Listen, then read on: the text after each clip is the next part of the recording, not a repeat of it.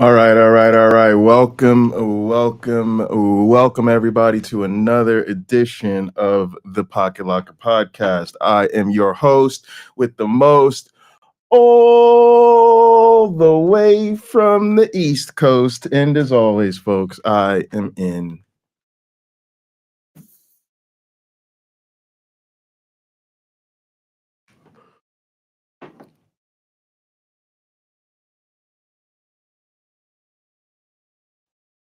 airplane mode. All right, folks, welcome back to the show.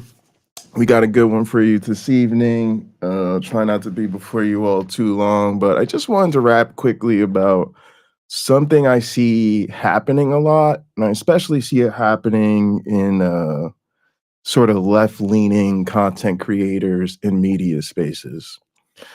And it's largely, I don't know if to call it like a victory lap or an I told you so or what it is, but it's a lot of like coverage of Trump supporters and I guess we'd say now former MAGA people who are basically having buyer's remorse over Donald Trump. Now, I think in this clip we're going to be responding to, we will sort of see both sides, like in the sense of people who I think are genuinely being harmed by Trump's policies, who I think did not ask for this, saw the writing on the wall, and like most of us are holding on for dear life in a time of extreme turmoil, social unrest, economic upheaval, international precariousness. You know, things are really tough right now for people, and I got no jokes about that. I got nothing but. To be honest, I include myself in that group. I include myself in the group of people who are having a hard time with everything that's going around, and who certainly a number of the changes and policies that have made the news or have not done any good for myself or people I'm in community with. So nothing really new there. But there is a certain segment of the population who I think is genuinely having buyer's remorse about supporting Trump, who, quite frankly, I'm fresh out of sympathy for. People who I think absolutely knew better, who absolutely knew who Trump was long before they voted for him. And now that the leopards are eating their faces, they're up in arms about Trump. And now the rest of us are supposed to be like running to surround them with sympathy and support and welcoming them back into the fold and this, that, and the third. And to be honest, most of these people stop short of genuine self-reflection. If you really listen to what they say or watch their content and you know, okay, they're choked up and they're sad and they're upset and they're raging. Okay, you finally got some smoke. You finally got some anti-Trump energy to you. Okay, I'm with that. But when you listen to what they're saying, they're kind of spilling the beans. They're kind of telling on themselves. They're kind of they're basically saying, I didn't think he was going to screw over people like me. I thought I was in. I thought I was one of the people he was going to be taking care of. I thought I was the type of person he was going to look out for. And if you really listen to them, they're not even genuinely like reconsidering their stances. They're not even genuinely reflecting on like the wider world and all of the problems that we're dealing with, and the fact that them voting for Trump contributed to all of this. And then thinking through, like, what does this say about me and my stance on the world? What does it say about my lack of humanity, my lack of empathy for others, that when I thought that the hell that was to be had was only for groups of people that don't look like me, don't live like me. I ain't really got no concern over. Okay, I was fine putting Trump in power when I thought he was going to screw them all the way up and mess their lives up. But now that it's messing with me, now I'm pissed.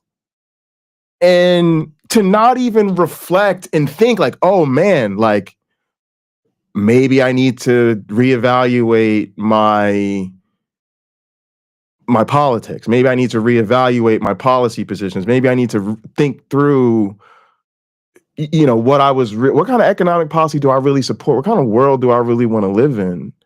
And is it just bad now that Trump is screwing people over like me? Or should it have been a bigger red flag to you that he was so willing to screw over so many marginalized groups? People were already, let's face it, on the bottom of society. It's not like Trump is punching up.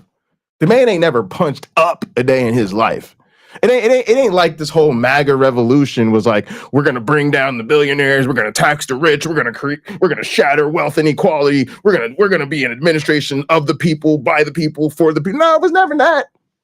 It was never that. It was. I'm pretty sure you knew Black and brown people have always been on the bottom of the social hierarchy, have always lived in the worst communities, had the worst economic prospects, had the worst housing, the worst healthcare, the worst education. I'm pretty sure you knew that.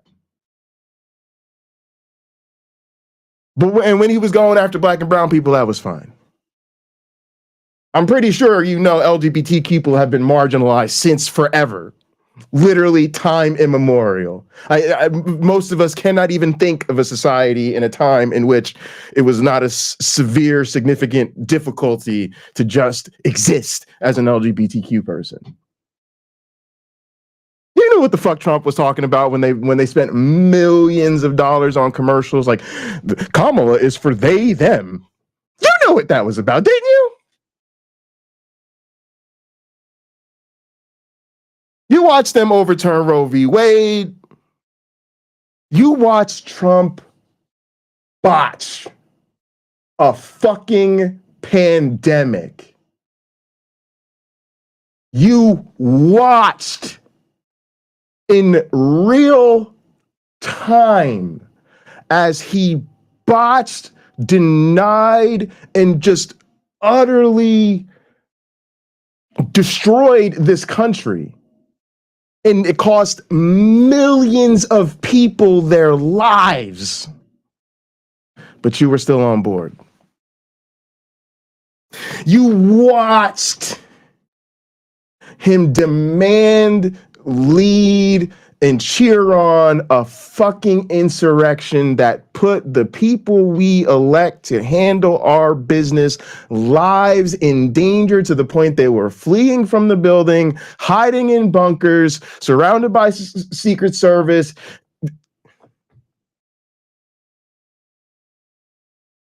Cops died. Y'all supposed to be the blue crowd. Cops lost their lives. You were still behind Trump. He pardoned every single one of the motherfuckers y'all had nothing to say.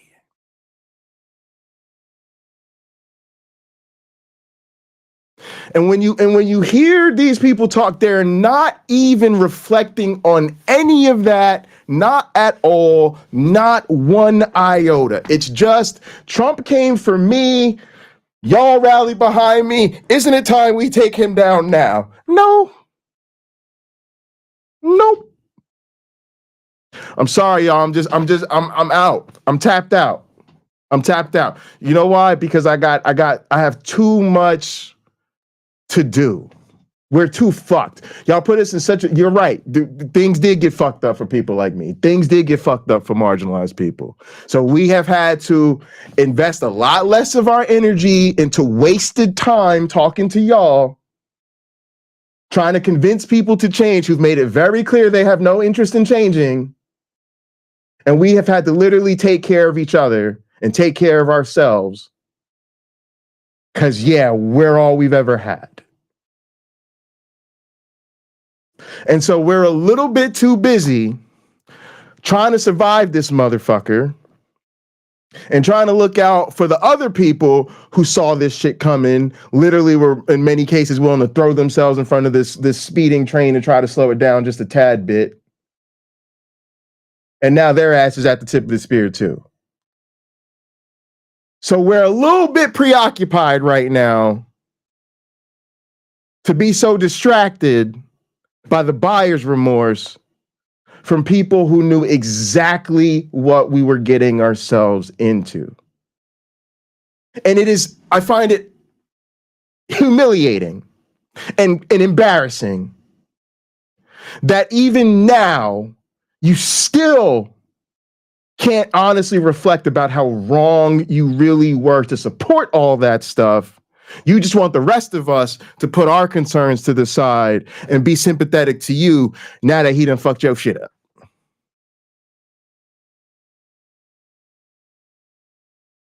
This is America, people.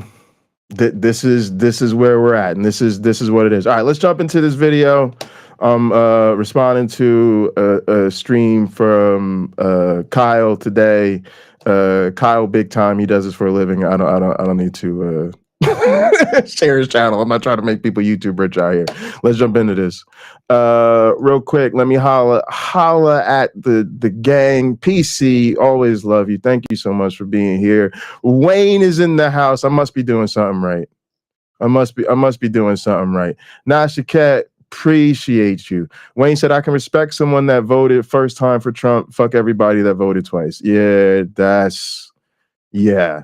I'm in the same boat. Matter of fact, 2016 people, we done been made amends with them. But man, if you were on board in 2024, I don't really know what to say. Like most things, it takes years of invested interest in a topic to have any sort of decent opinion, politics included. If you voted 2 times for Trump, you saw the hate and it didn't bother you. Fuck you. Yep. P says, if you can't see what he's doing, you are part of the problem. Facts. Raw, good to see you. Good to see you. Good to see y'all here. Appreciate y'all coming out. Haven't been doing a ton of these like during the week streams. I appreciate you. Wayne said, you're always right, Jay. Religion is the core problem of it all. It's tough, man. It's tough. I appreciate that. I'm gonna just say I appreciate it. I definitely think we're in precarious times, and it's every day that passes by, I feel the resistance to like the dominance of religion in our society just feels further and further away from any concern or compassion for human matters. And it's really tough. It's really tough. It's a weird time for me because I'm trying to have less personal animosity towards people who think, behave, and believe differently than I do. At the same time, as Dark Matter 2525 put so eloquently in his latest video today, it really does come down to the people. It really comes down to the people. And so it's hard because there's so much of even that culture of criticize ideas and not people. But at the end of the day, it's the people that put us in this situation. Fucks with y'all though. The leopards are very well fed right now. Absolutely. Did y'all see MJG cite someone for breaking COVID protocols in a hearing? Magnet, yes, exactly. I think you're talking about MTG, Marjorie Taylor Greene. Nah, they never cared. Never care. We're all suffering because of their ignorance and hatred. Absolutely. Absolutely. Austin, what's up, Austin? Good to see you. Good to see you. New Yahweh, also good to see you. Good to see you. We're all suffering from the lack of pro-worker policy put front and center by either party. If we had a candidate run on wage increases and guaranteed housing, 100 million Americans would vote for them. Yeah, that is so what I've been feeling like. What is it going to take for people to demonstrate some real class solidarity? And I will say this, y'all know I am not always Mr. Silver Lining. But if I think there's something we can put reasoned hope behind. And again, I'm not saying that means it's going to happen, and I don't think it's a guarantee, but I think there's reason to hope that this type of shift at least inches us closer to class solidarity. That is the one thing I will say in this, because I'm a dunk on the people I don't agree with and have fun doing it. But if I were to have that, okay, let me set my vitriol aside. Let's sit down as adults and talk about this. Whether you voted for Trump once, twice, 4 times, 5 times, whatever it is, I hope what you're seeing now leads you to think about who is really like you. And I hope you realize now that you are far more like the people, the other marginalized group. I hope people are seeing that anybody can be marginalized, and that when the billionaires run the show, by definition of the fact that there's a very small group of people with that kind of power, with that kind of resources, with that kind of control, by definition, they're not like us. And if you are anywhere less than like, I don't know, like a multi-millionaire, you are in the us category. You are a worker. Okay, you're a worker bee. Might be a highly paid worker bee who lives in a really nice neighborhood and sends your kids to private schools and drives a luxury car, but you are still a freaking worker bee. Okay, I'm dual PhD, very elite education, worker bee. Worker bee. I make very well, not even close to 6 figures a year, well under 6 figures a year. Okay. I live in a regular ass apartment. Dude that lives below me is a cop. Dude that lives above me, I don't know. I think he does something medical or whatever. And one of us is retired. Regular working people. Whether you're a veteran, a nurse, a lawyer, doctor, teacher, construction worker, working in fast food, serving tables, bar, whatever, stripping on a pole, worker bees. Worker, let's all realize we're that's us. That's all of us. And they are not like us. And they don't care about us. But there's so many more of us. Like the numbers game is astronomically on our side. If we could just stick together a little bit, Wayne, they turn this mug upside down, bro. Do you understand what I'm saying to you? It would be increased wages for everybody, nothing we could do about it. Forget increasing the minimum wage, y'all. These people could go straight to a national minimum income at a 6-figure upper middle class standard for everyone just for being born. Guess what? We have the money. If we had the political will, we'd have the policy, and there would be nothing we could do to stop them from doing it. We'd all have free education, free healthcare, and it's crazy. They do this stuff in all sorts of parts of Europe, other continents, the Middle East. We are behind, y'all, and we're behind because we have nothing even in the same zip code as class solidarity. And plenty of people knew this. Matter of fact, y'all, how many of these people, let's be real, did we let them sit up in our face and tell us that they were voting for Trump for selfish reasons? I cannot tell you how many people say, well, he's a Trump supporter, and you just got to understand he's a rich dude and he doesn't want to pay more in taxes, so he's going to vote for Trump. He's a fucking asshole. I literally have coworkers that wanted to introduce me to people like this. I was like, do not introduce me to your friend. We will get into a fight. Do not introduce me to your friend. I will tell him to his face he's a fucking traitor and a fucking disgrace to this country. Save yourself the embarrassment. Do not put me in the same room as that person. Save yourself the embarrassment.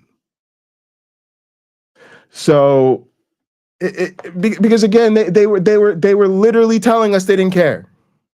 They didn't care he was a criminal. They didn't care about the insurrection. They didn't care about the pandemic. They didn't care about the economy. They didn't care the fact that we were going to be facing mass deportation. They didn't care about the racism. They didn't care about the sexism. They didn't care about his immorality. They didn't care about the lies. They didn't care about the corruption.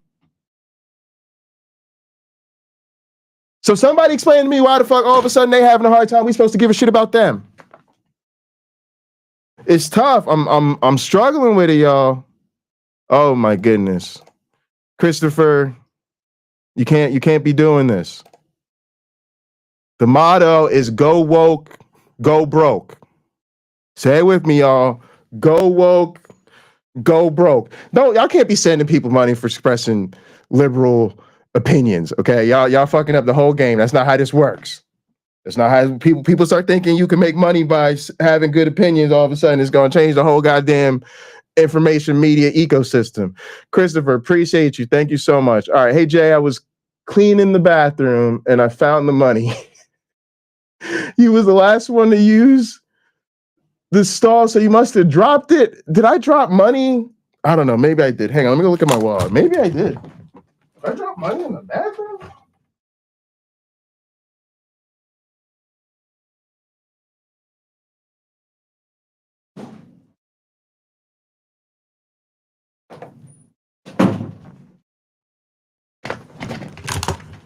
I don't know. The money I thought I had in my wallet is still in my wallet. So I don't know. But yeah, shoot me an email or something. Maybe we'll figure out what to do with that.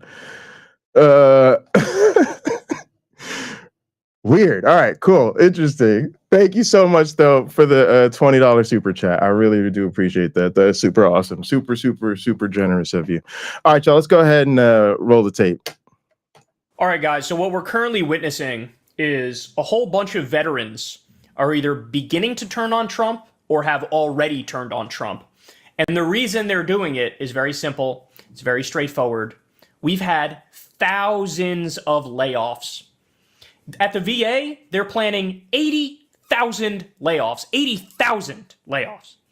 I mean, that is just mind-boggling. You also have... All right, pause tape. 80,000 layoffs. I ain't gonna lie to you. That is a lot.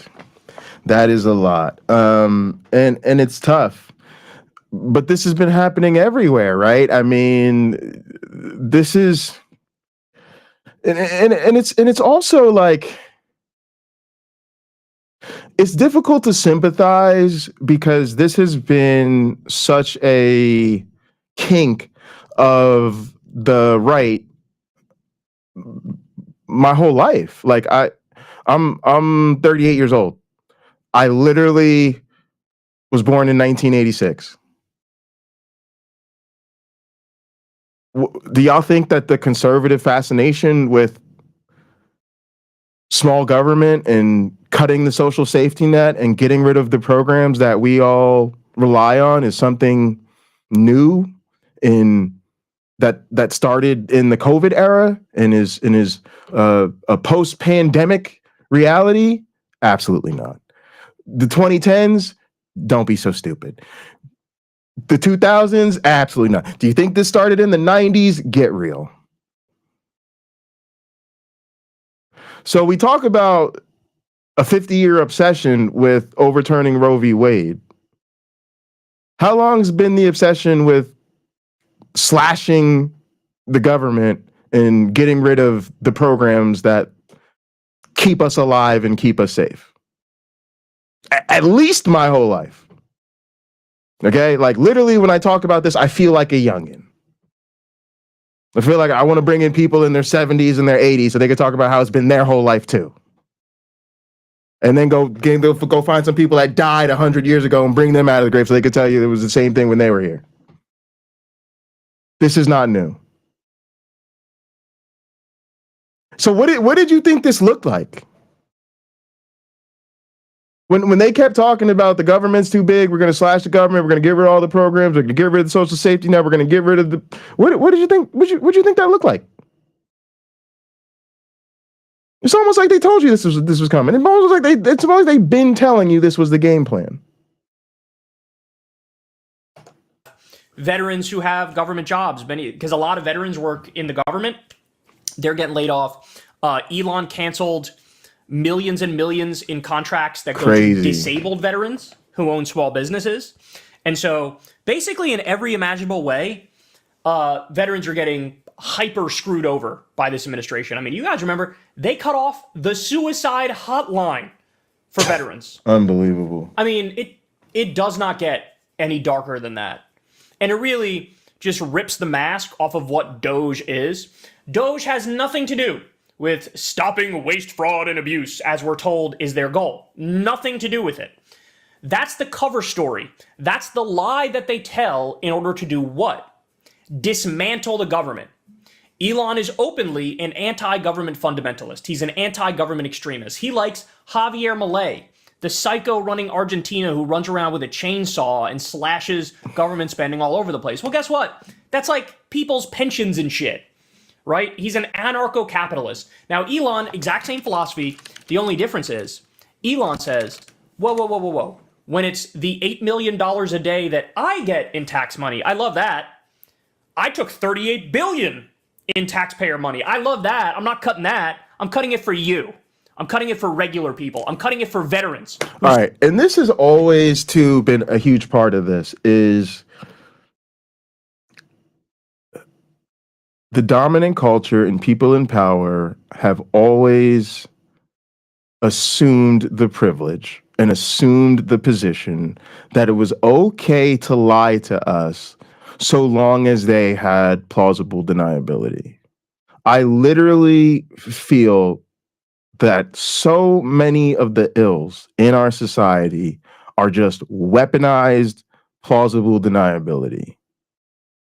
Some combination of I'm going to deliberately stay ignorant so that I don't have to become aware of facts that I find uncomfortable, so that I don't have to change my mind, so that when I tell people I don't know what I'm talking about, or when I really genuinely don't understand something, nobody can be mad at me because I made sure I genuinely wouldn't understand. There's that's part of the recipe. And the other part of the recipe is please lie to me and tell me what I want to hear.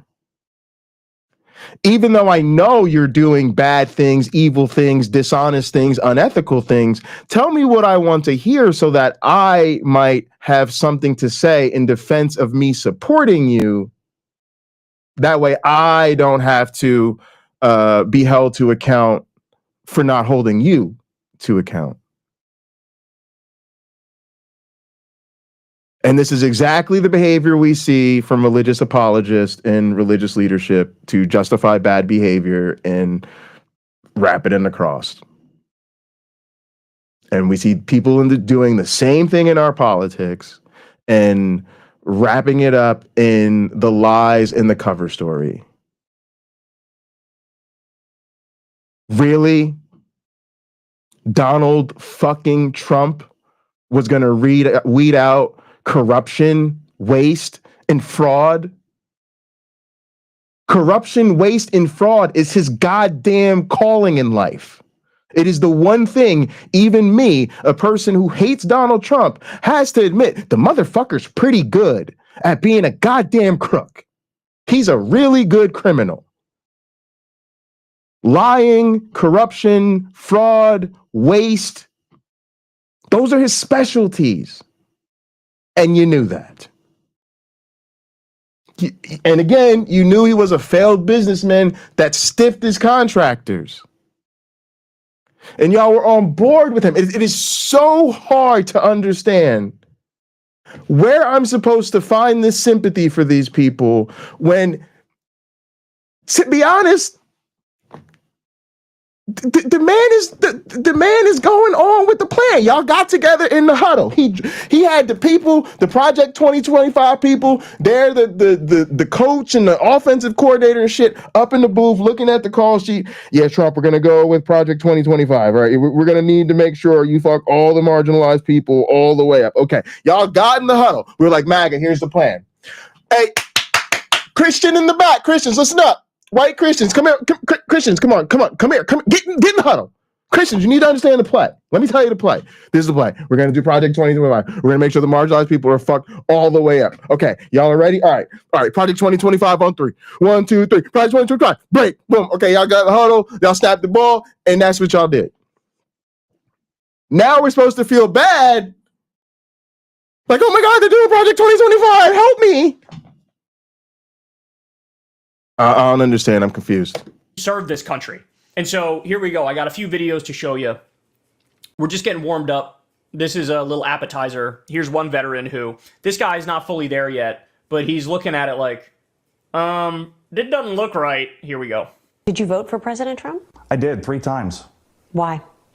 Because I thought he was the right person for the job, and I didn't expect this. It's estimated at least 6,000 veterans have lost their government jobs over the past month. Kind of ironic. Many of them are disabled vets, like Stephen Dow. And then they said, you have about 5 minutes, pack up your personal things. Dow served in the Air Force for 20 years. A blast in Afghanistan left him with a broken neck. Why did you decide to look for a job with the federal government? Because I want to continue to serve. He started working as an executive assistant at the Pentagon 9 months ago. I mean, your review says you have a mastery of technology. Steve sets the standard for productivity. Mm-hmm. Yeah. You were good at your job. I was. Yeah. I take initiative for things. I find things that are broken and try to fix them. And that's ingrained in me from when I was in the military. Did you vote for President Trump? I did 3 times. Why? Because I thought he was the right person for the job. And that's right there. That's where we part ways. All right, look, let me far rant. Love y'all. Appreciate y'all. Thanks so much for joining me. Like I said, it's been a while since I've done one of these, so it's just great to see y'all here live. Appreciate it. Cheers. I actually did treat myself a little bit. Not that I can afford it, but I treated myself to some nice aged whiskey. Definitely feeling that. Feeling my Uncle Bobby. Good job, alcohol. And gotta shout out the vape. For those of y'all that new here, we have commands in the chat for this. Mode is how you let everybody know you're about to take off. And if you want to do a little toast, we have cheers there. All right, y'all. Appreciate y'all. Thanks for joining me. Hopefully y'all kick back, have Mo with me, take a shot with me. Let's try to enjoy each other even as we deal with this craziness. All right, so look, y'all. He voted for Trump. What'd he say? 3 times? Thought he was the right man for the job. I just have a really hard time believing that this guy didn't understand how many people would be damaged and hurt by the Trump administration. I find it, I'm gonna just be honest with y'all. I don't believe anybody that tells me they didn't know. I'm sorry. Again, I think it's weaponized plausible deniability. I think the only people that weren't paying attention and tuned out and put their head in the sand and decided they didn't even want to hear what had to be said, to be honest, those were the people who knew exactly who he was, exactly what he was about, were already committed and had heard everything that they needed to hear already. I'm sorry. I know I'm supposed to be like, well, Jay, there's some people and they really didn't know and they don't read the newspaper and they don't watch TV and they don't have the internet and they also don't talk to their coworkers and they don't get in arguments with their family over Thanksgiving and their pastor never mentions any of these things from the pulpit in church. And where? Who?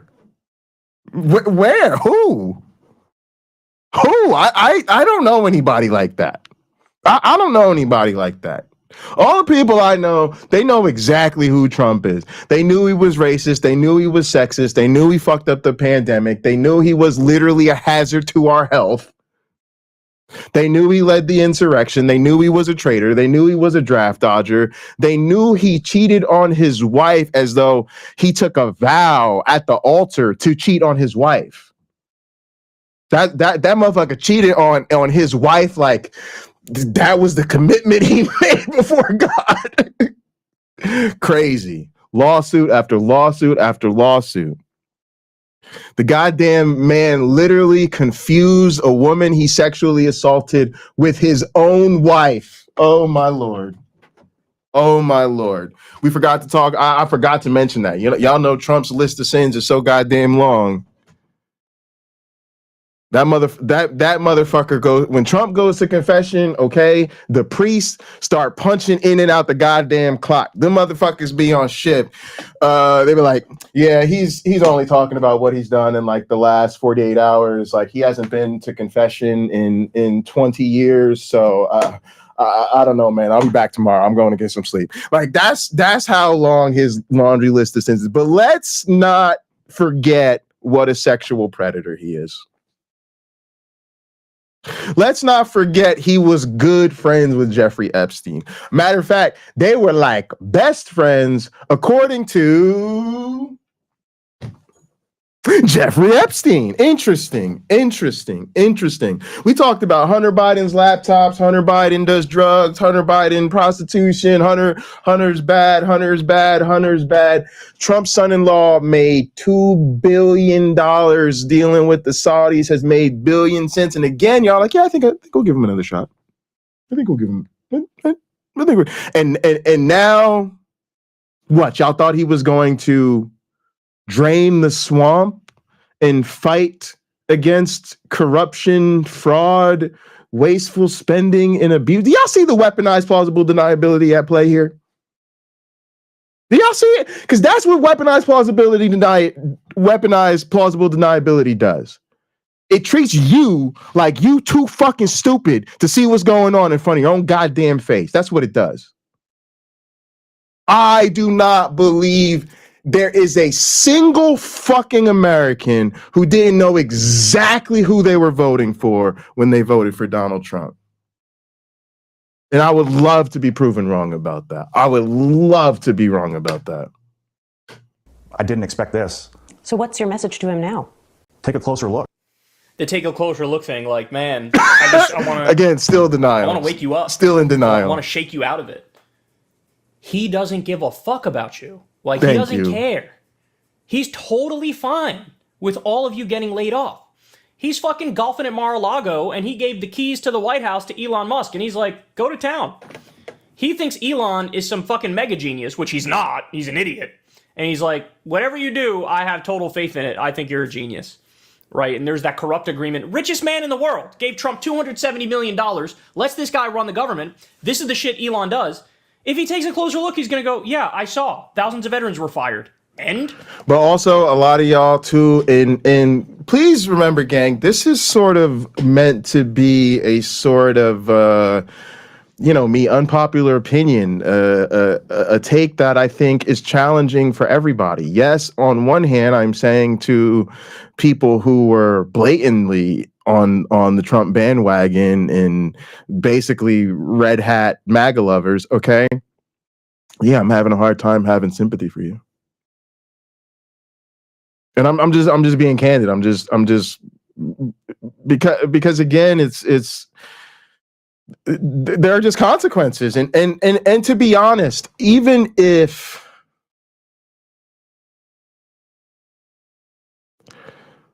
let's just say, even the part of me that does feel bad for you, that just can't help but feel bad for people in a bad situation, whether they ask for it or not. The other part of me is like, well, yeah, I'm an educator, and this is how you learn. The smartest people, the wisest people learn from other people's mistakes.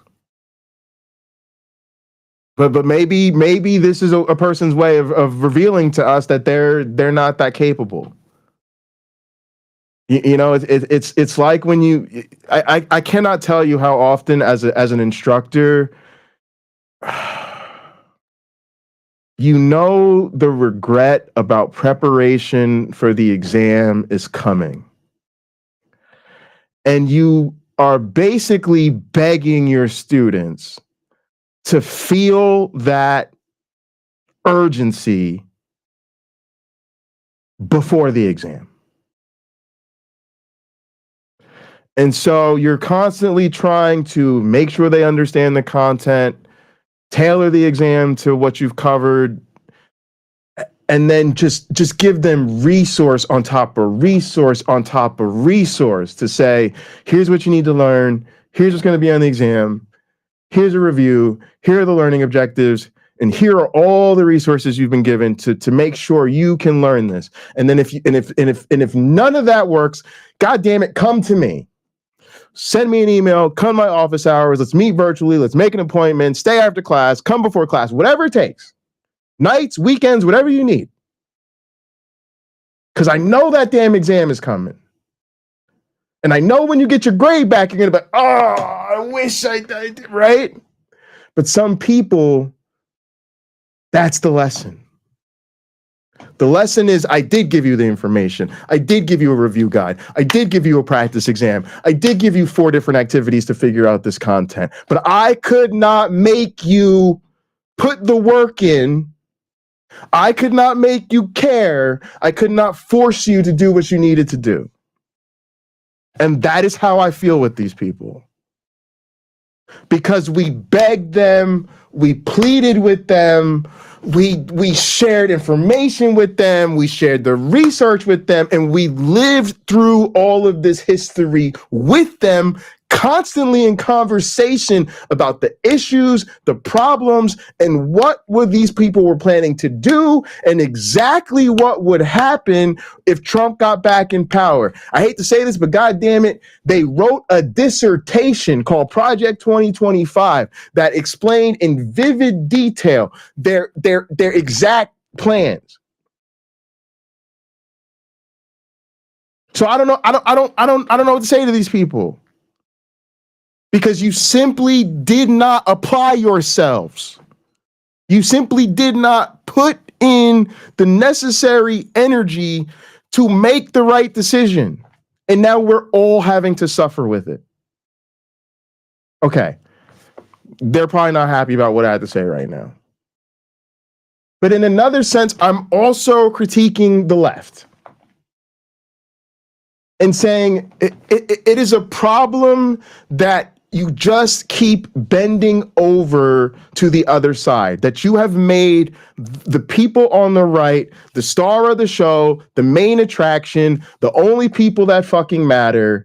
And you're not realizing that they did much of this shit to spite us.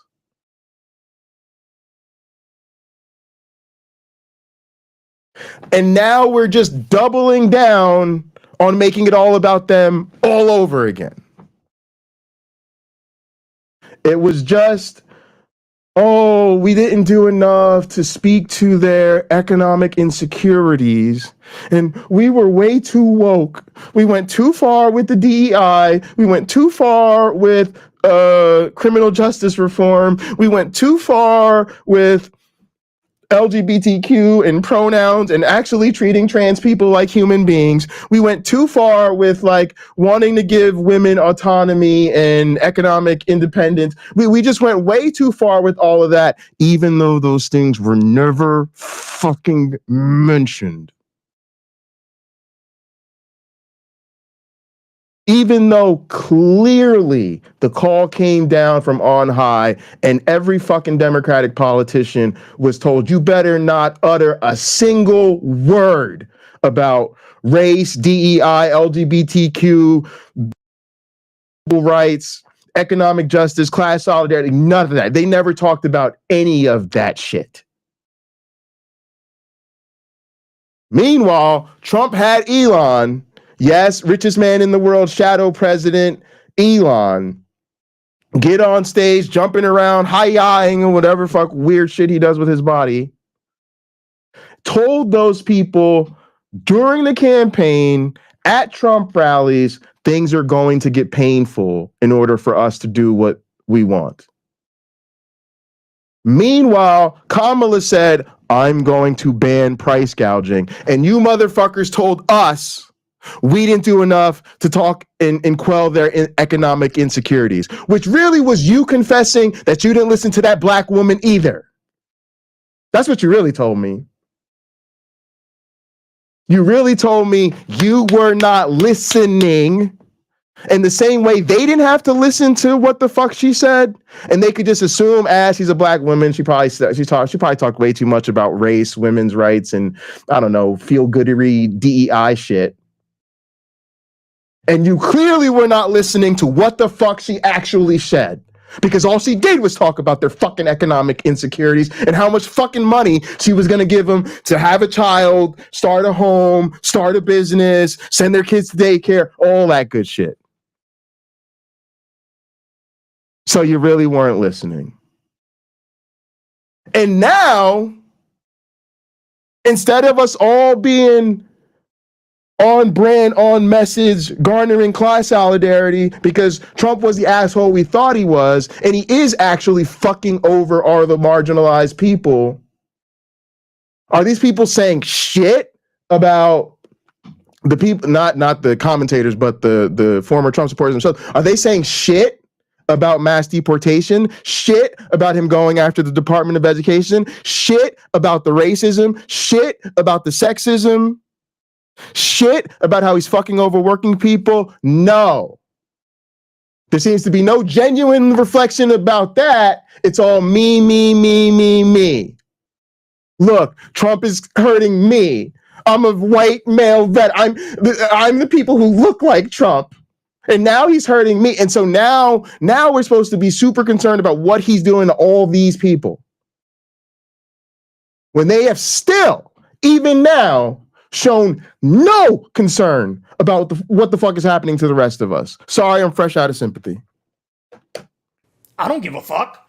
He doesn't care. These people don't care about you. Say what you want about Democrats, but would thousands of veterans and disabled veterans have been fired from their jobs if a Democrat was in office? We all know that's not the fucking case. We know that's not the case. Biden didn't fire them. All right, but as I said, we're just getting warmed up. This guy is the most, I'd say, still delusional about the current situation. Here we go. Here's another one.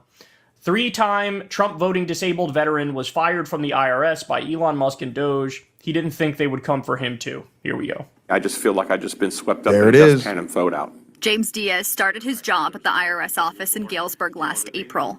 First as a tax advisory specialist, then a few months later as a fuel compliance officer, a move he took as a promotion with a pay raise. This right here is my termination letter. A week ago today, Diaz was fired, receiving a letter from the Federal Office of Personnel Management. Here's where it comes. Taking into account your performance and in light of mission needs, the agency finds that your continued employment at this agency is not in the public interest. Diaz is a combat veteran. He served in the Army during the first Gulf War. After working as a truck driver and in manufacturing factories, he got his college degree in 2020. I am upset, mad, and just confused at how they could treat people who put their life on the line for the country, who put themselves in harm's way, can be treated like this. He says his OMP letter implies he was underperforming. And I'm sorry, listen, y'all. This just codes to me as more conservative privilege, and the conservatives are really the star of the show, because they are always the people that have been dog whistled to with the military service shit. Now, listen, I will tell you guys something about me. I don't know if you know this or not. I am not a huge fan of military, and I literally don't understand how war is a thing that even exists in 2025. I just think all people need to check our arrogance and check our view of how smart we are and how loving and compassionate are, because it's 2025 and people still drop bombs on other people. No one involved in the process can come to me talking about how civilized you are, how smart you are, how humane you are. None of it. It's 2025. How is people dropping bombs on other people still a thing? Nevertheless, my animosity towards war in the military does not extend to people who serve. I've always known and loved people who serve and understood the immense social pressure to serve, and the level of prestige we've also tried to associate it with it to encourage service. And I get the attitude and the dedication. And yes, I do think we live in a dangerous world. Bad people do bad things. And yes, sometimes, you know, you want you need people to serve and protect you. So just because I don't agree with what the military does doesn't mean I don't understand the value or appreciate people in the service. At the same time, it's very frustrating to have the humanity and the pain and suffering of so many people overlooked, disregarded, and basically ignored, and then told that now we all have to have the deepest level of sympathy and compassion we can have, because now the people getting screwed over are veterans.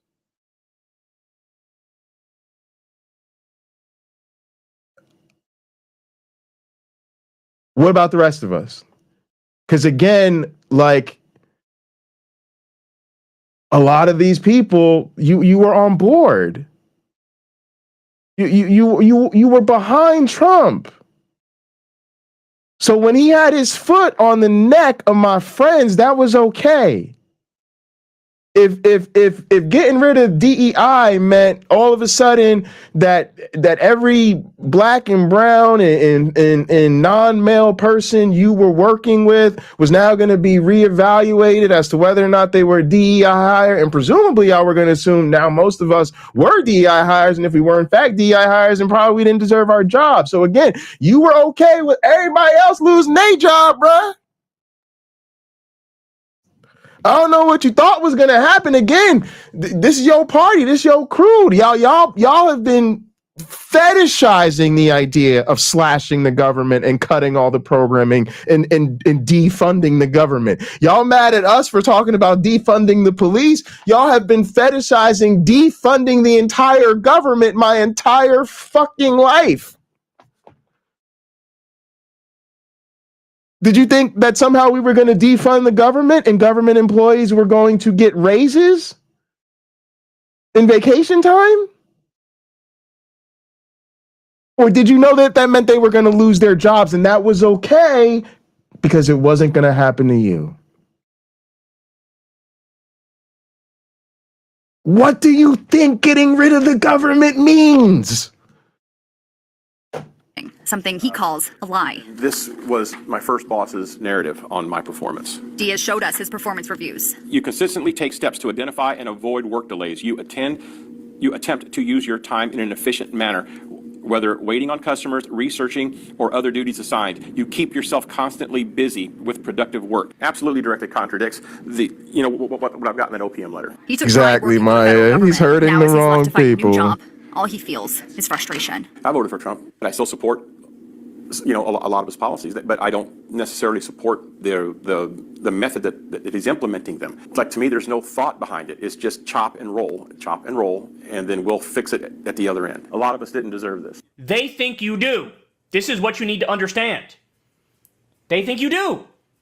Like, wake up. You do. They don't care about you. You know how many people have been fired since Elon started hacking around in the back of our government and dismantling agencies that regulate his ass?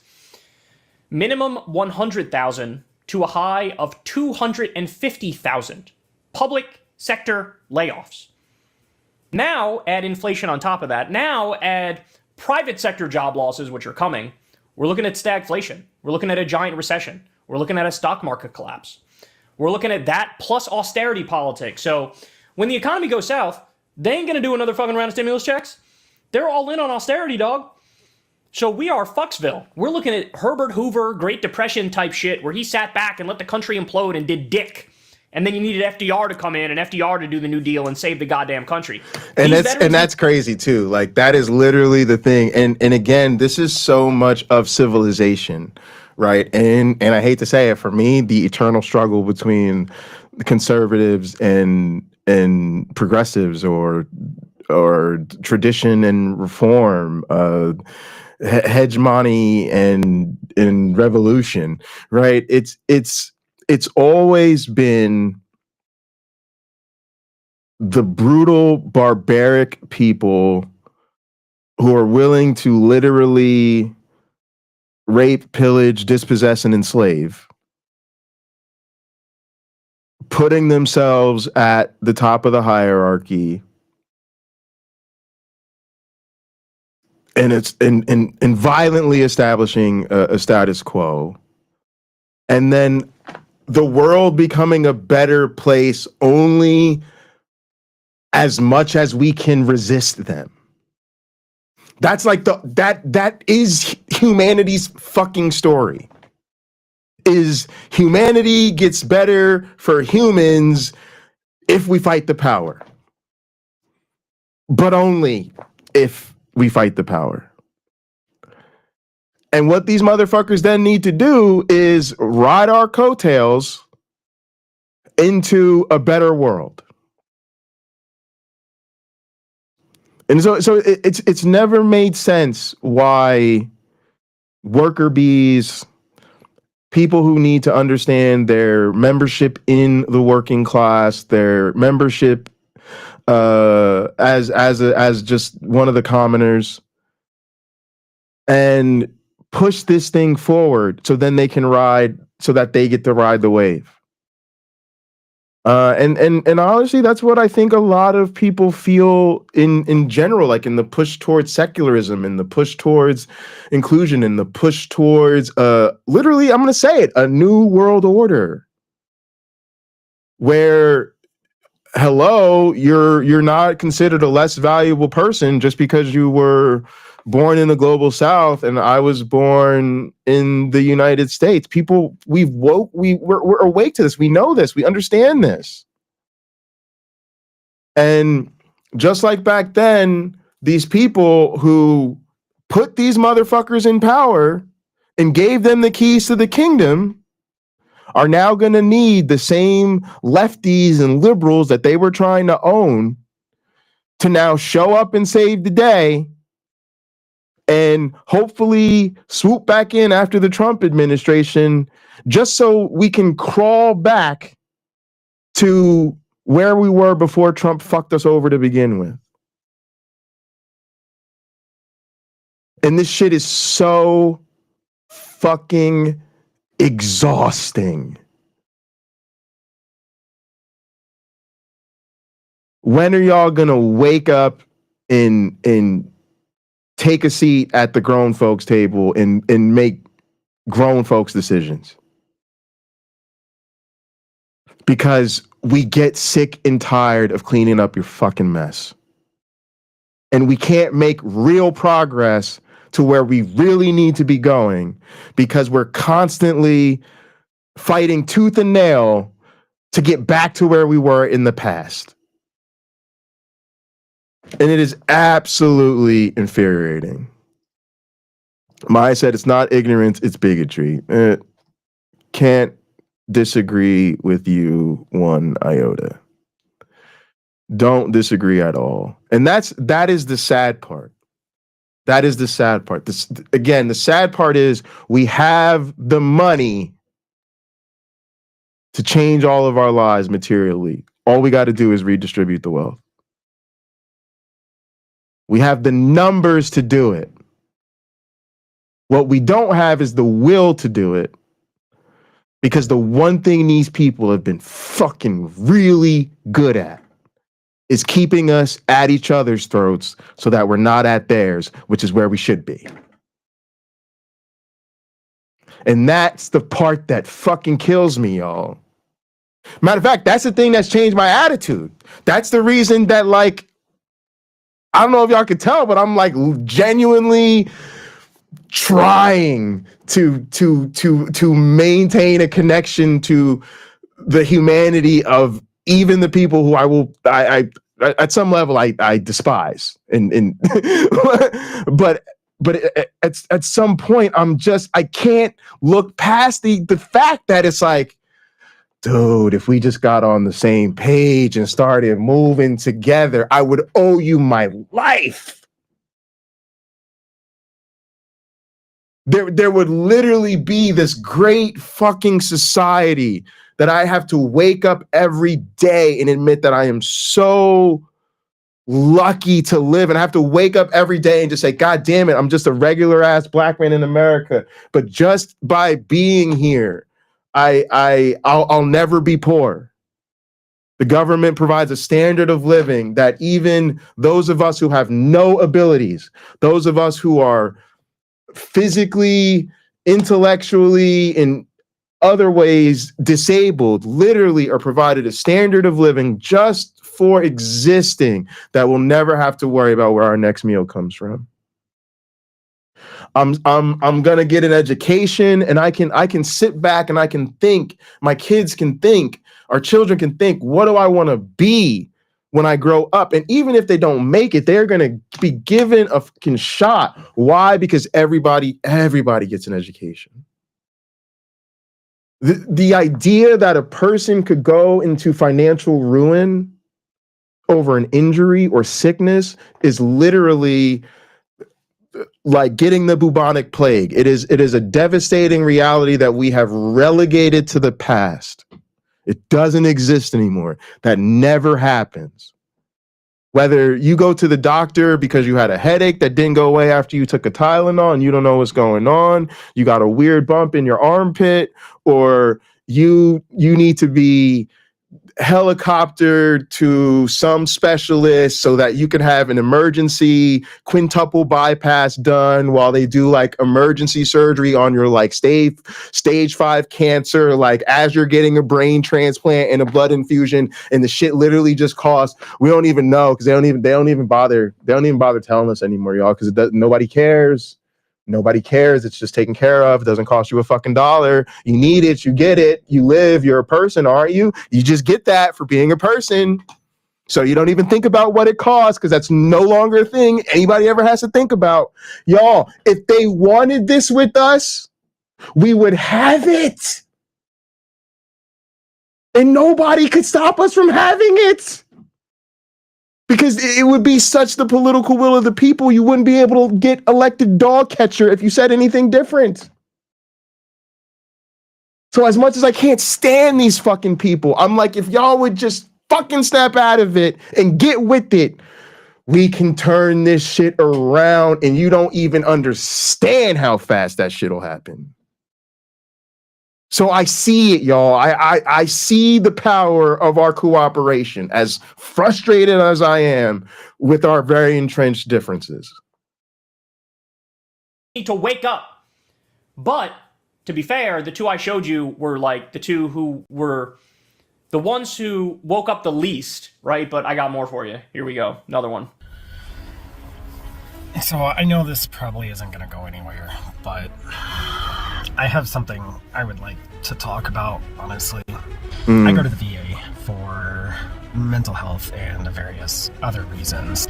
Today I had an appointment, and I checked in, and as I was checking in, they told me that my appointment has been canceled because my therapist has been let go. They specifically said because of these budget cuts of Doge. And here's the thing, it took me a while to get integrated back into society, normal society. I've been shot at, I've been mortared constantly, blown up by IEDs, and patrolled streets daily while I was deployed. This is hard to admit, but a while ago, the VA and my friends pulled me back from a very poor decision. And now, without that, I have no safety net. And it's not just me either. You did this to millions of us who desperately need it. We desperately need these services. Some of the shit we have seen has been pretty fucking horrific. So my question basically is, why do you hate the people who serve so much? Was taking away veteran services worth your racism? Was it worth it fucking having a Christian nation? Was it worth it owning the fucking libs? Now there are going to be millions of us stranded with no lifeline, no hope, and all we see is just an ungrateful fucking nation. So there's no more lifeline for me. All right. I got I seriously got no jokes about that dude. Also, he didn't talk about, you know, being a Trump supporter, being a former Trump supporter, but his story is so fucking visceral. I don't think it would have mattered if he did. I struggle with mental health. I've got nothing to say, you know, in terms of, you know, jokes or vitriol for people struggling. This is terrible. And to be honest, it's so sad to me too, because like so many things, that hegemony, man, those people in power, they love to tell us that we were going too far, when in reality we were just getting fucking started. Right? We were just starting to even ask ourselves better questions about sexism and sex and gender, because the conversation was actually expanding and we were really starting to reflect on patriarchy, right? And other things, like in like a different way than had been done, I think, in the past. And so for people, like, it felt like that was just happening, and then there's all this backlash that's like pulled us 50 years back, right? Instead of building on the legacy of Roe v. Wade with further enfranchisements of non-male persons, we repealed Roe v. Wade, and in so many other areas we see attacks on women. So it's going in the wrong direction. We had just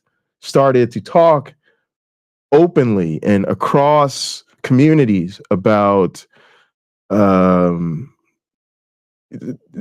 systematic racism in the justice system and the need for police reform, and yank that back. We had just started to talk about critical being, you know, we putting critical race theory where it belongs, which to me is I would put critical race theory up there for real with like evolutionary theory, in terms of race, like gender and sex being one of those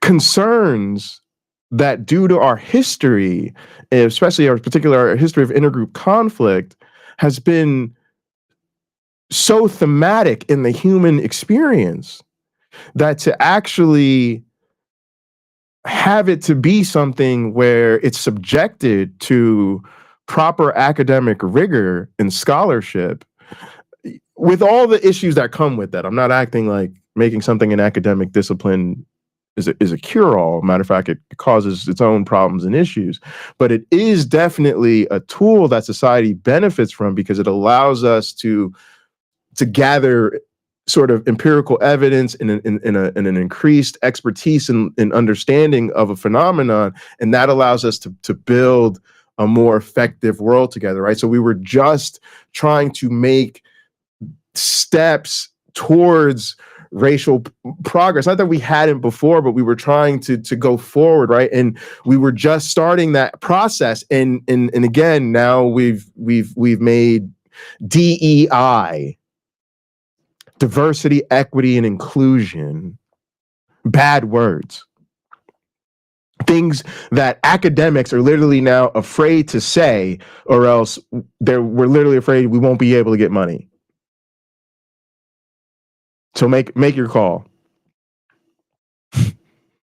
because it's gone from the government saying, please make sure that your scholarly activities are also not contributing to the oppression of marginalized people, and it would be an extra selling point if you could, you know, conduct your project in a way that it actually was counted as an asset towards social justice and a feather in the cap of this great nation that likes to spend its money on projects that seek to address the historic disenfranchisement of marginalized people. Now, the new America, the 2025 America, is don't you even dare say the word, or you will not have the money you need to teach and conduct research. And that's the same threat every other sector of society is under. The healthcare industry, the travel industry, everybody. That's because that's the new order of the day.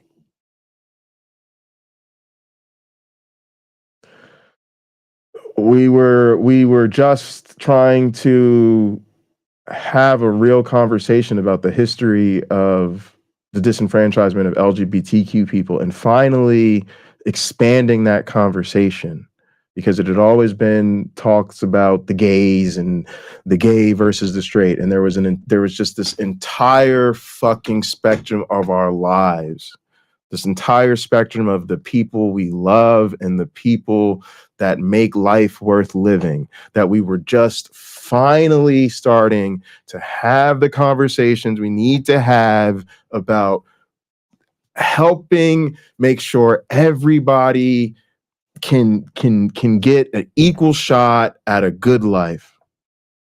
And we pulled it back. And the same can be said of our mental health. This is just a tragedy. But let me say something on this channel that I've never actually talked about before. I struggle with mental health. I'm bipolar. And I feel like a big part of that has always trying to be, for lack of a better way to put it, maybe it's what we've been watching, but trying to be a good soldier.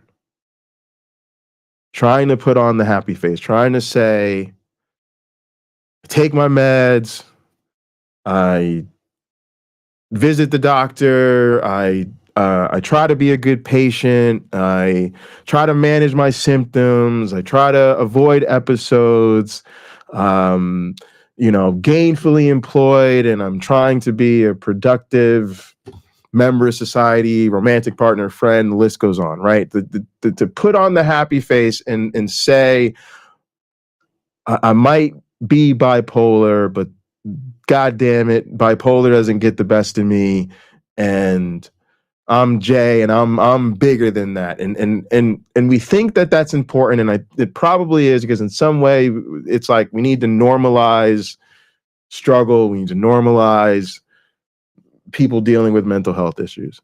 But I think what happens in that process is we lose a little bit of the authenticity. So to say something authentically that I've never said on this channel before, y'all, sometimes it gets really fucking dark. Really fucking dark. Like contemplating the deletion of your created player profile. Dark. Okay. And it's really hard. It's really hard for people who are on a decent medication regimen and never skip a day, have competent, amazing medical professionals in their life who not only help take care of us, but we actually like and help thrive, and maybe we even enjoy having these people in our lives because they genuinely provides so many tremendous resources for us. Okay. But the reality is there's no medication or treatment that can totally spare us from the realities of our struggles. And so even under the best of circumstances, sometimes, y'all, it gets really fucking dark. I don't talk about it. I don't like talking about it.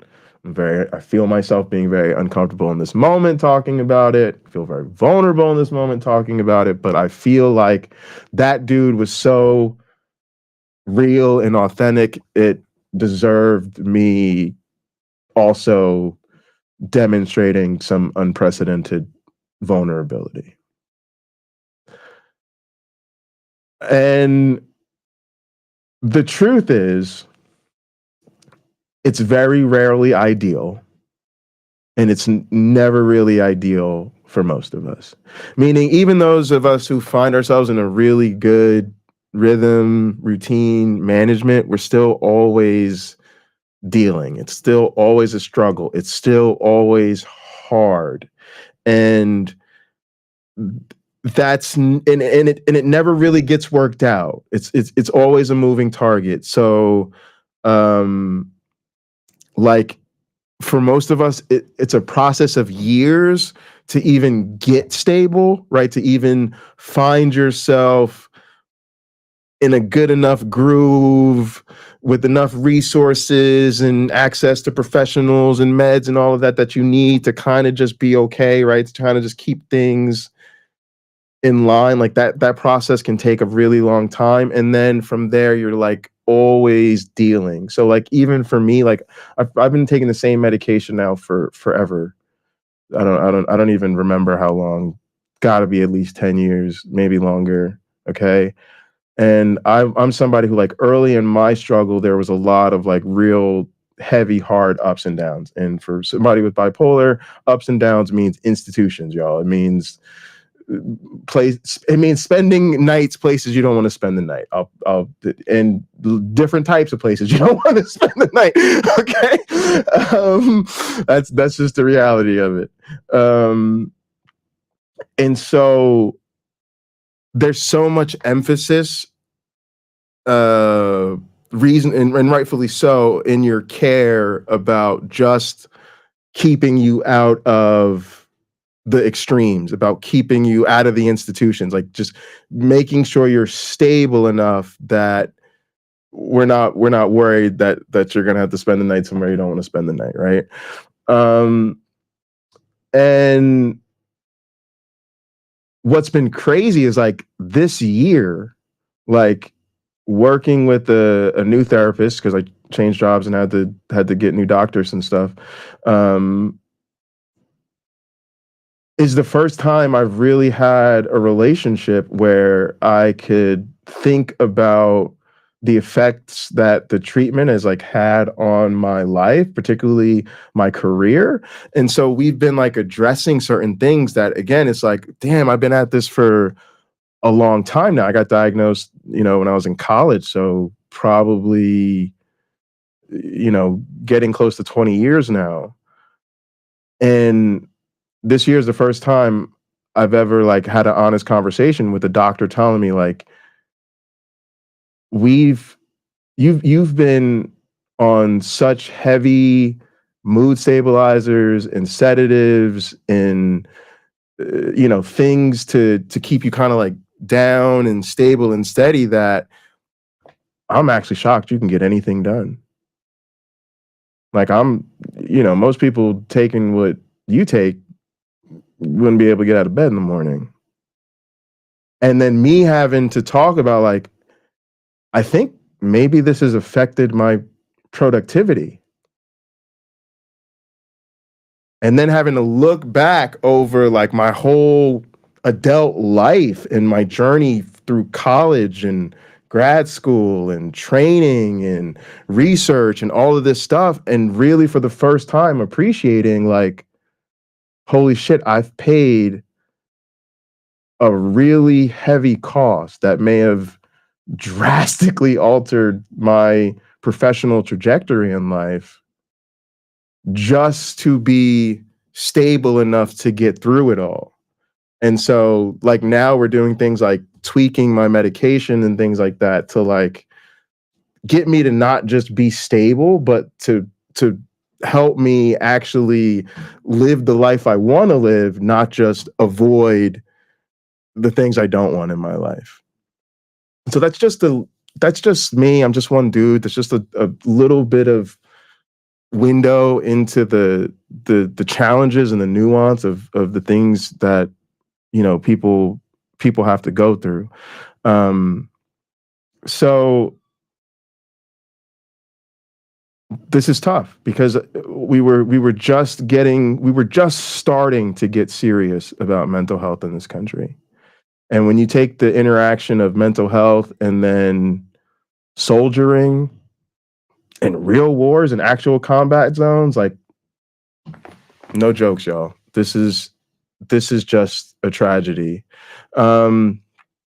And so I do get that, and that's why this is so compelling to most of us. I just wish that, like, and I think that last guy really got it, because that was the other thing I wanted to mention. He said, like, I hope your racism was worth it. I hope your bigotry was worth it. I hope your having a Christian nation was worth it. I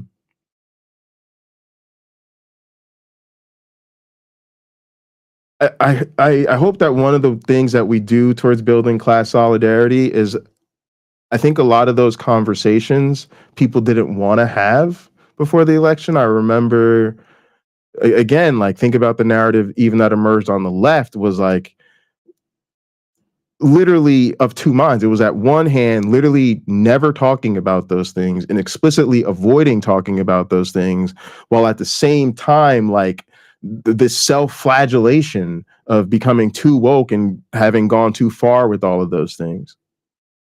I hope more people start to realize that that was a mistake. That was a mistake. And we needed to sit down and walk people through how severe the dehumanization of people had become. And I think trying to not go there backfired. But that's just my take. Elon should be in prison. I mean, it really is that simple. Elon should be in prison. He's a criminal. Everything he's been doing since day one, hacking into the back of the treasury, stealing the data, deleting government agencies he doesn't like, all of it's illegal. All of it's unconstitutional. But the person who is the fucking attorney in DC is a total Trump fucking sycophant, right? Like, I hope there's prosecutors out there keeping meticulous records as to every crime these people committed, because what's happening to these people is a fucking crime. I mean, Elon was caught backdating Biden paperwork where Biden gave Tesla $423,000 subsidy. Trump and Elon backdated it to try to say Tesla gets $400 million. Thanks, Cat. Tesla's being investigated for fraud in Canada. We covered that story. Hundreds of millions. Shout out to the mental health professionals out there. It is a long journey, and it's nice, and it's definitely it's good to have help. And I will say it makes a huge difference, because there are, like I said, it gets dark, but typically for me, when it gets dark, it's easy for me to recall getting through it. And it's also I'm very well aware, even in my dark moments, that help is not too far away. Right, that there are people I can call, and if I'm really having an issue with my medication, I can have it tweaked and things like that. So I recognize how fortunate I am, and I definitely want to just send a shout out to people who work in that field and help people. You're saving lives every day. And then also just a shout out to the community, because that's why I love this community. That's why, like, I'm really super into this community, is because it's a huge part of my mental health. I was even telling my students today, most of my friends are people I've never met, and I only know through social media and the internet. But that's been amazing for me, because I've been able to find community with like-minded people and people who have similar values and things like that. And I don't know that I've been able to do that as well locally. So when I say y'all are a huge part of my mental health, that's just the way it is. I know I need this community, and that's why I love y'all so much. So appreciate it. Don't think that the professionals are the only ones who are saving lives. Friends, community, people to talk to, just having people in your life makes all the difference in the world. Dollars worth of fraud that they did at the last minute for some, EV tax credit. They try to jam in a bunch at the last minute. Why? Because the company's fucking struggling. This guy's a fucking criminal.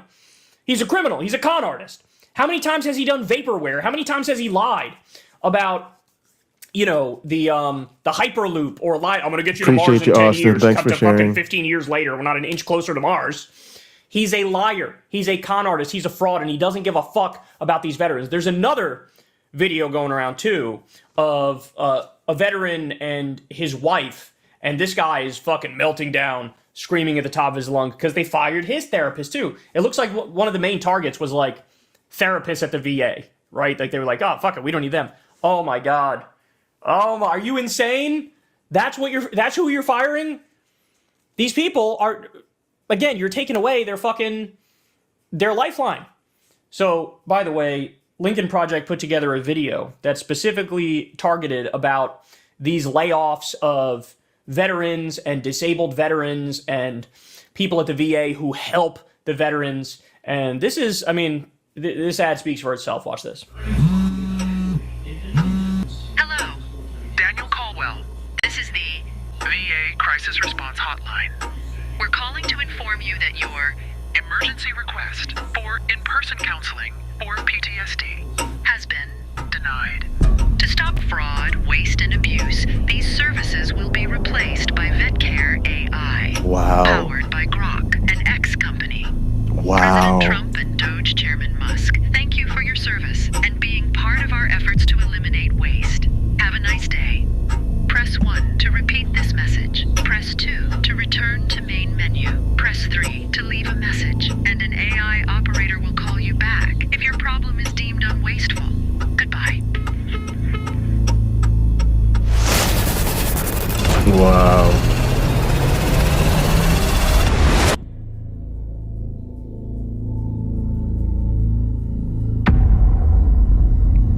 Every day, 17 American veterans take their own lives. Wow. It said every day, 17 veterans take their lives. Trump and Elon slash and Donald programs Trump to and Elon help. Musk just slashed care for these people. Yeah.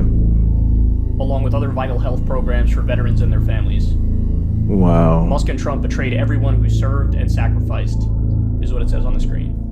Yeah, that's a dark ad, but it's totally legitimate. 17 veterans every day kill themselves. 17 veterans every day. That was very powerful. I heard this when I was around the house cleaning up and stuff, getting ready for the stream, but I didn't. I was busy, so I didn't actually I wasn't actually watching the ad. So that was the first time I've seen it. That was just that was incredibly powerful. The Lincoln Project always has amazing PR. They always do really good projects. But that moved me for sure. That was really well done. But that's, I mean, it feels like that's where we're at. You know, a big part of Martin Luther King's rhetorical strategy was to dramatize. He would talk explicitly about dramatizing the situation we found ourselves in. It doesn't mean necessarily to exaggerate, right? It just means to elucidate and articulate the human struggle that's there. So the drama's there. Dramatizing is to call attention to it and to really put it in terms of human struggle so that the part that should be tugging at your heartstrings comes to the forefront rather than remaining beneath the surface. And that's what I felt like they did. They dramatized the situation we're in, but they didn't have to exaggerate it or lie about it. You know, they just showed it in a way that says, is this who we really want to be? Because this is where we're at. And again, like, when they're literally coming out and telling us, hey, yeah, we decided that the Social Security Administration doesn't need a phone number anymore, and we're just going to tell people to go to the website. And again, it does, but they're not lying. they're just really putting it to us. Okay. That's with having a safety net there, therapists there, the VA there for them, with a lot of these people getting jobs in the government. They serve the country, so the country serves them back, right? There's a lot of, by the way, I didn't know this until recently. Did you guys know? When we talk about DEI, diversity, equity, and inclusion, most of the time when you hear that, you think it's solely like around race, maybe gender as well.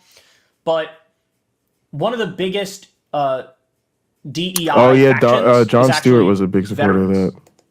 They're protected under DEI. This It's is its own so category interesting. that gives sort of special protections. Well, all these executive orders destroying DEI, they're also putting their middle finger up to veterans. Somebody made a And I great think point the other there's day, a I think it was lot of Van Lee. people that didn't make that connection. Again, that's another reason why it was so problematic that we simultaneously told ourselves we're going to take DEI and all these issues off the table. Let's not talk about those. We don't want people to tell us we're making them feel bad. Okay. And then at the same time, we were going to turn around and say we went too far with these things. When again, we were actually just starting to talk about it, and the proof is in the pudding. Most veterans hadn't even realized they were actually part of DEI. Just like a lot of women don't realize that the original motivation for affirmative action was not Black people. And women have been the primary beneficiaries of these policies. And it's like, so again, like people literally didn't even know what DEI really is yet and who even counts as DEI. Yeah, we were saying, no, we're done. We went too far with DEI. We overdid the DEI. Let's not talk about DEI anymore. Well, this is where it got us. Maybe had you actually talked more about DEI, you would have said, hey, getting rid of DEI is really going to fuck over veterans. What? How could you say that? Boom. There's your entry into the conversation. So I hope the left is learning from this moment as well. I really do. And let me say this too, because that's kind of the complaint here, is that why is it that fucking over veterans is so much more effective at evoking sympathy, outrage, and political action than the humanity of everybody else? From my perspective, thinking about the policies and what's best for everybody, I hope this does work. And I'm glad these people are finally waking up, but it's frustrating that it has to happen to them before people will really start to fight back. I wish that wasn't the case. But at the same time, I understand that for some reason, I just hope this works because, again, it's very Americana. It's like the cliche of America, flag waving, screaming bald eagle, rock guitars or whatever. Like, the way we just elevate our service people, and we can't even have a baseball game without flying some jets over the stadium and singing the national anthem and honoring our service members and all that. I don't know. It feels like it's effective in all these other areas. So maybe this hurt and pain that's being inflicted upon our veterans, I hope that is just a bridge too far for America. He was talking about Jackie Robinson, and you know how they pulled down his page, his government page. He said exactly, mine. Jackie Robinson Sanjay was a DEI hire. He was a DEI hire, purple, right? He served this country, but then he also was the first Black baseball player. Was it for the MLB? I'm not too familiar with baseball and the history there, but he was the first one. He broke the barrier, right? And he was a DEI hire. But that sort of talks to the point of DEI, right? The point of DEI wasn't, hey, let's make this meritless and give people who don't deserve it a chance. No, the point of DEI was, hey, these people literally never had a chance. They never had a chance. And so having DEI is an attempt to even it out, to make it so they get the same opportunities as others, right? And wait, and then if there's more equality of opportunity, then the people who actually have the best training, exposure, and experience actually will have a chance, and then we can get the best people. It's almost like it helps us get more merit into the people that have positions of power. It's almost like DEI and the idea that people should get opportunities based on merit are actually simpatico. Why didn't anybody talk about that? if Jackie Robinson is a DEI hire, were we better off or worse off with him basically playing professional baseball? Everybody knows the answer to that. Of course, the answer is it was great, right? So it's an argument for DEI. And by the way, when they say, oh, we're targeting DEI, they're really just going after basic civil rights protections. That's all. Like, the idea is, hey, you can't, if you are a government contractor, you can't solely hire white males, right? Like, you have to give others a chance. Now they're like, fuck it, you can do it. You could just hire 100% white males for fucking 100,000 jobs if you want, right? Like, this is what's happening. And so the attack on DEI also it hurts veterans massively. Never mind the firing of veterans, never mind the firing of disabled veterans, never mind the massive cuts coming to the VA, which is healthcare for our veterans. I mean, look, it's an important point that a million people have made, right? When you talk about these Doge cuts, you know what percentage are going to cutting the Pentagon, which, by the way, the Pentagon budget, $850 billion a year. It's probably more than that when you actually account for all the money. There's probably over $1 trillion every year. Yeah, it does, Wayne. It does. And, the thing that bothers me about all this is that there was such a strong appeal to Christians in this whole process, and they seem to have largely answered it. Now, I'm not trying to throw everybody that's a believer under the bus, because I know everybody that's a believer isn't a Trump supporter. But if you don't see how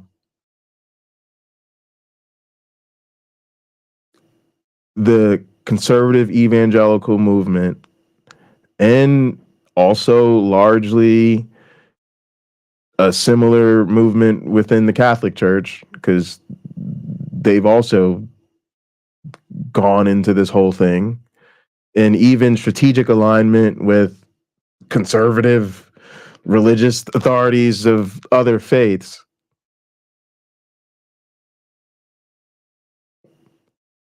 It just sucks that vulnerability is there, and that this appeal worked in mass. It just again, shout out to Dark Matter 2525. He just made a really excellent video. It's called, like, Christianity Doesn't Exist. I don't want to spoil it. Just go check it out. It's really quite impressive. But he kind of makes a good point. Like, what's the point of all of it? You know, if 70, 80, whatever percent of Christians voted for this, like, what does that tell us? That for most people, the most blatantly corrupt, cruel, downright evil administration, that it's hard to imagine a worse character to put in charge than Donald Trump.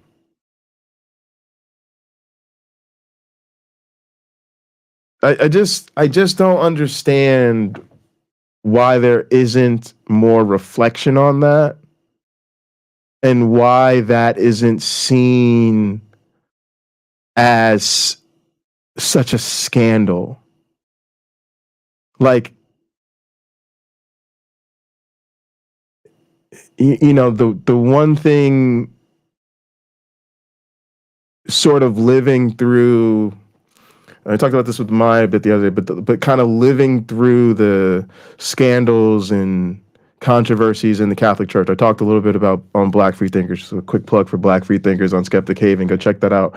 One of the things me and Maya were talking about was like how I lived through that. And when a lot of those things were coming out, I was in a Catholic high school at the time, and some of those things were playing out in our own school.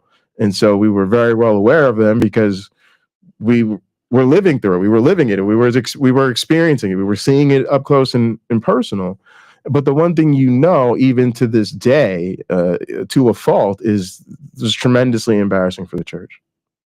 And, you know, one of the, I think, great tragedies of history is damage to their reputation seems to be a bigger concern than damage to the victims. But that's what it feels like is happening here. There's this huge fascist movement that seems to be becoming a quite dominant strain of both evangelical Christianity and Catholicism. But there isn't even, certainly not the concern for the people that hurts, but seemingly no even serious effort to address how damaging it is to the reputation of the institution. And that to me speaks to the complicity over everything else. Because if you were truly a religious institution concerned with human endeavors and making sure people understood that a Christian church is where you go to see the best of humanity, how could you get up and talk about anything else on Sunday morning other than, hey, isn't all this hatred in the name of Christianity gonna keep people from Christ? How is that not the number one most dominant thing every preacher is preaching about every single Sunday? Concerned that if we don't fix this, if we don't actually start leading society in a more humane, egalitarian direction, these pews are going to be empty. Maybe the issue is, no matter how far it goes, it isn't emptying the pews.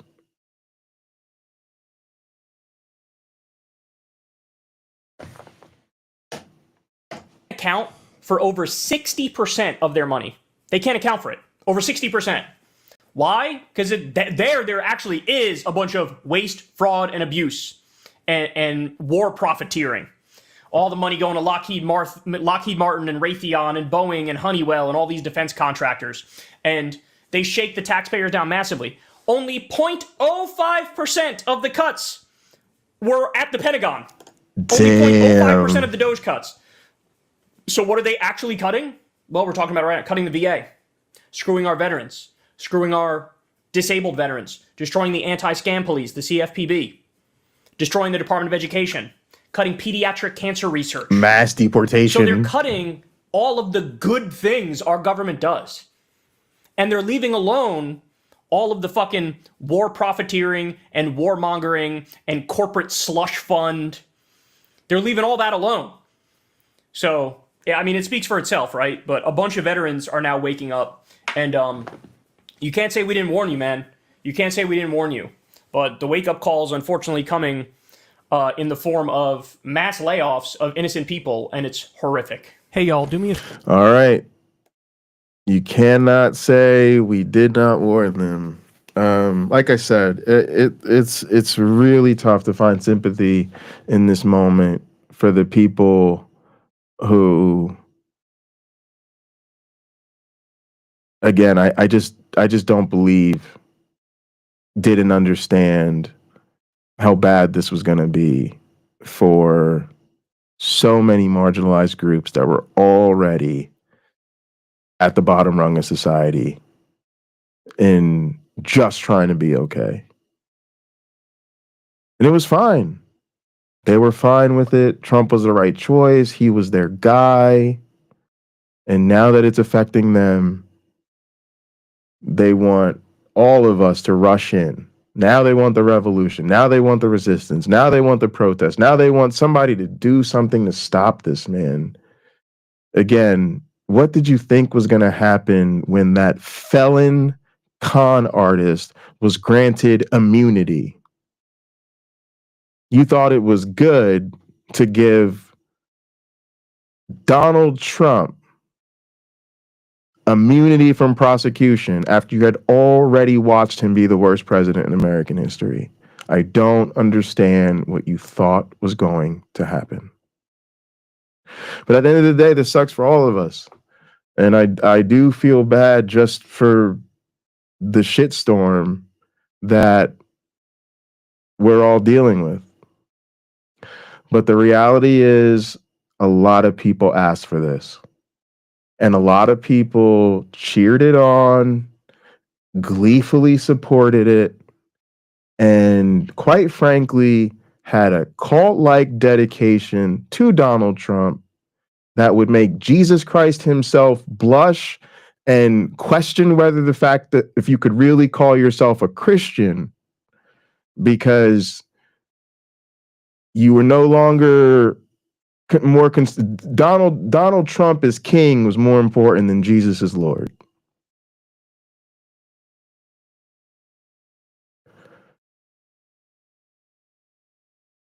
This is what they told us they were going to do. We knew who they were. We knew who they were about, what they were about. And I'm just having a really hard time. And quite frankly, the truth is a lot of times when I hear these MAGA sob stories, I laugh. I laugh. Full-hearted, deep belly, oh God, things are terrible. Did I ever really just need a hearty laugh today? Laugh. Like, oh, you saved my day being able to laugh at you realizing they didn't give a shit about you either. But again, if you want a silver lining, you don't need me to blow smoke up your ass. The truth is,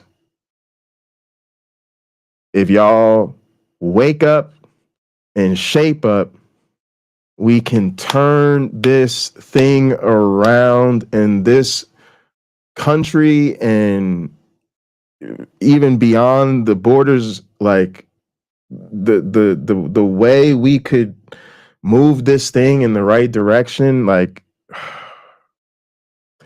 man, we can make this life a pretty sweet one to live.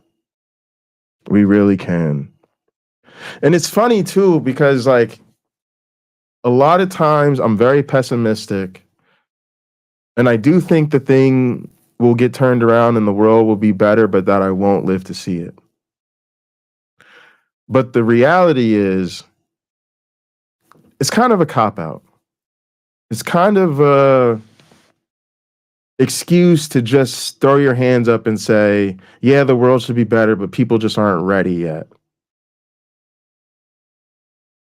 But there's nothing that we want that hasn't already existed somewhere in the world, or isn't already implemented in some other place, or is otherwise fantastical. Even the things that haven't been tried somewhere, they're very much things we could actually do.